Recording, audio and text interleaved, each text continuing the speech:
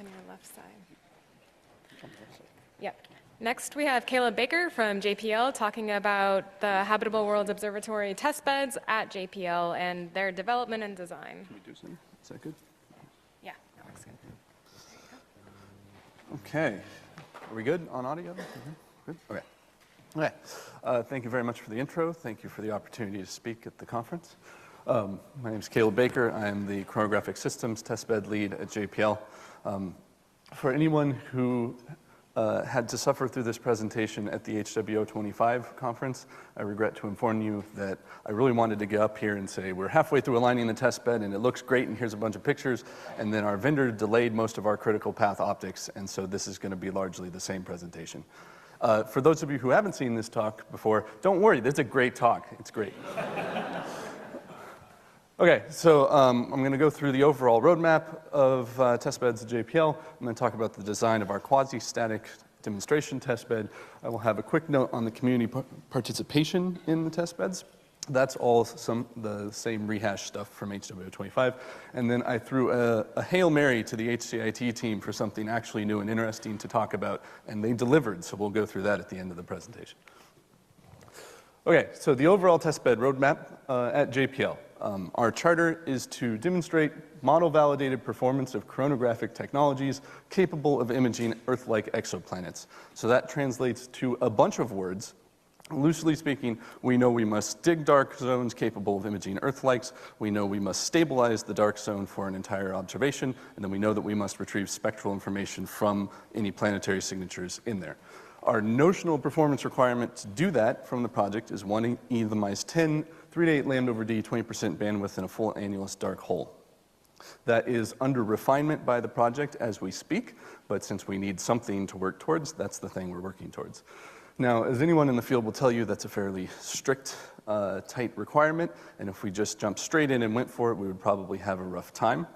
So, pursuant to the wisdom of postmodern urban philosopher Flava Flav, we are fully aware that we must put our socks on before we put our shoes on, and therefore, we have developed what we consider to be a sane roadmap that splits the quasi-static dark zone demonstration apart from the stabilization demonstration, runs them on separate testbeds in a staged series of milestones that steps up from narrow band contrast demonstration through technology assessment and then eventually to the performance that HWO requires.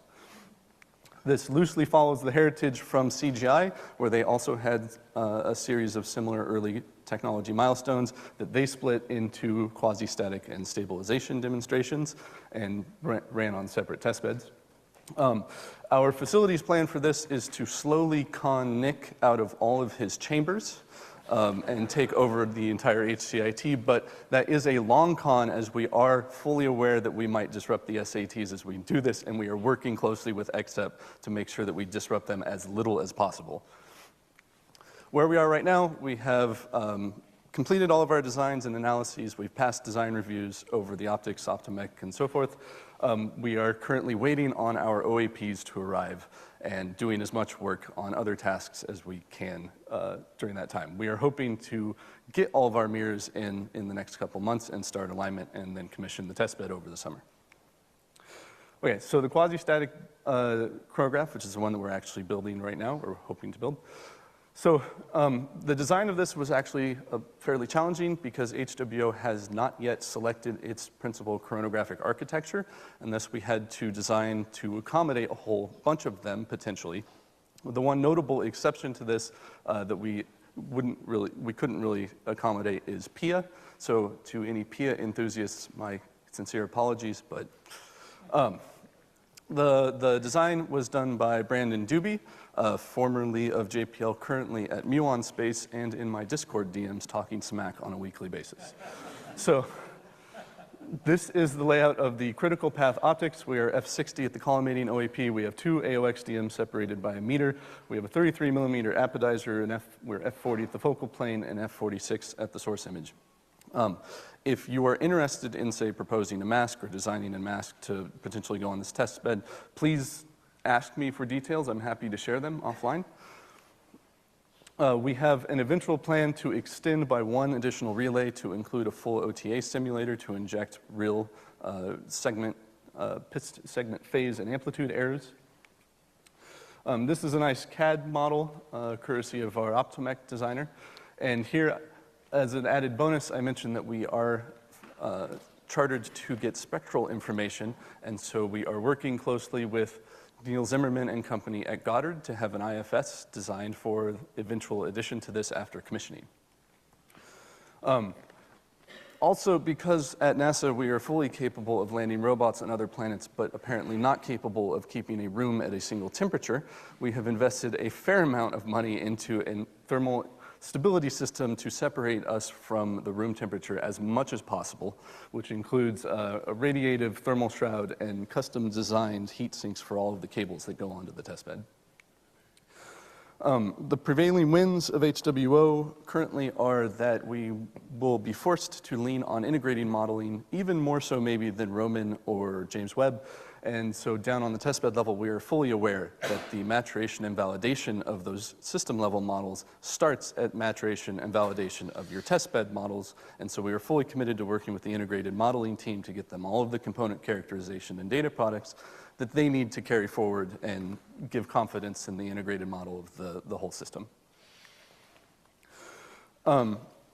So the obligation of NASA resources is very, very, very far above my pay grade, so I cannot make any promises. But what I can do is make a singular philosophical statement that I personally do not want this to be an ivory tower effort that we just do at JPL with no involvement. And so I would really like to have a lot of interaction with the community over this, and we're going to start with publishing all of our data to an open repository. So we have a tentative agreement with the JPL library to have a streamlined review process that whenever one of the testbed operators has a good run of the testbed, that they can just push that immediately to an open access repo where all of you will have access to the results. I would also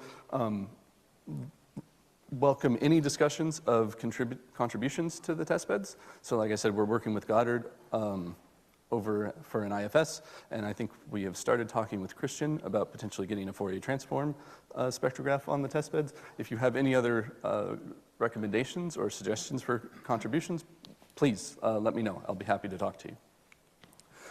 Okay. So like I said, we've been delayed due to our optics, but that does not mean that we have been sitting idle at this whole time. And while I'm sure that you would all be completely entranced by the amazing budgeting and scheduling spreadsheets that I have put together, I thought it might be more interesting to throw to the HCIT team for actual things that have happened in the past few months. I'm going to go through these fairly quickly. I will attach a name to them of the people who actually did the work. Please go talk to them, because much like Flava Flav, I am just the hype man, and they are the people doing the actual work. So, first up, AJ has recently posted lovely shaped pupil results on DST2. Below 5 e⁻10 in narrow band, and just below 2 e⁻9 in broader bands. Gareth has shown this great result of typical contrast degradation with increasing bandwidth, but then the recovery of the contrast performance as you reshape your dark zone to a smaller and more focused area. Jorge and Nieti have posted great results recently of vector and scalar vortex on, respectively, on vacuum testbeds. We have modal dark zone maintenance results from Susan, and Russ and company have recently made some, or gotten some great results out of multi-star wavefront control. So, in conclusion, we are slightly delayed, but we are on the path to demonstrating the chronographic technology that HWO will need for directly imaging Earth-like exoplanets and then retrieving spectral information from them. We are hoping to get our mirrors in, align the testbed in the spring, and commission in the early summer. So, thank you.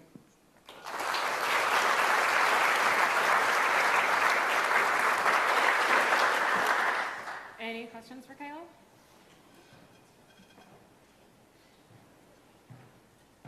Oh, no. Nick, go ahead. Nick Siegler, JPL. So Caleb, what are your plans for addressing the segmented nature of HWOs in the testbeds? Yeah, I have to respond to Nick in a particular manner. So Nick,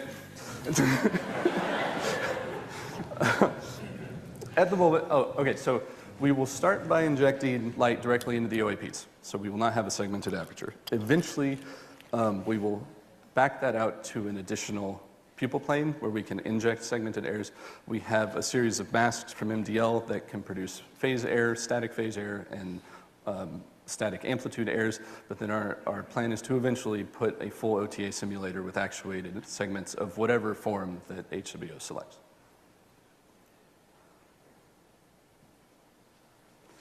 Uh-oh. My own institution is... I just have some innocent questions, Caleb. So 10 to the 10 has been an ongoing target for many, many years. Can you describe briefly what will be done differently on this one to get us over the line?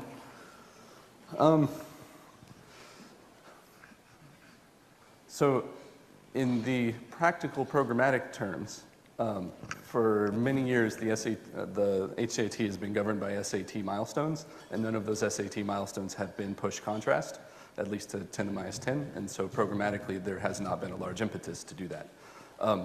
What we are working on technically is chiefly stray light control and model errors are the two largest terms that we are trying to tackle with the testbed improvements. We have time for one more quick question. Larry. So, Christian gave a really nice talk about how ghosts are kind of a thing, and you guys are obviously trying to get the throughput maximized for hab worlds. And are you trying to get over 99%, 99.5% reflectivity on your OAPs, or are you just going with a standard protected silver or something? At the TRL 5 level, we are just trying to get the contrast number and the contrast stability number. So we're even going with bare aluminum on the mirror coatings.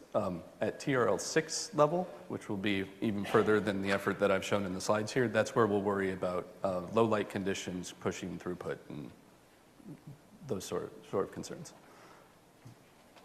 All right, well, let's thank our speaker again.